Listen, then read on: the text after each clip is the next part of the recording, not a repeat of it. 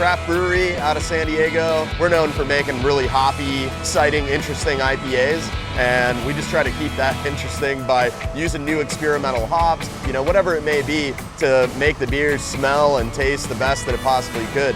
The one thing that I really enjoy about the community in San Diego is it's a very collaborative effort, lots of sharing of information. The town bundles together. We have people that are flying across the country to come out for San Diego Beer Week. The only thing that really matters is good beer, which I think allows us to have the best breweries in the country right here in our hometown. For us, the collaboration with Knockaround is a no-brainer. We think that our companies see eye to eye. There's something there. There's a respect and admiration. And there's a lot to do with San Diego and locality and seeing that crafts are similar all across the board.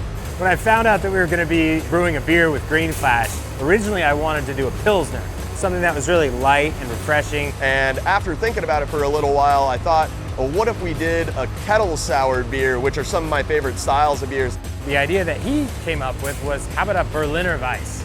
We decided to create this beer that was a kettle sour beer, so we use lactic acid bacteria, which brings the pH level down, gives it some tartness, gives it some sharp acidity to it, and then we add some cucumber essence in there, which makes it a very light and refreshing. If you think of cucumber water blended with a cool sour beer, about 4% alcohol, and I think it's a home run. I'm really pumped on the beer. I think what has struck me was just the science involved. It's not like you just throw a bunch of ingredients in a pot, cook it up, and you've got beer. There's temperatures and there's different mixtures of grains, and you've got to get all the percentages right. So that's been really interesting for me to see.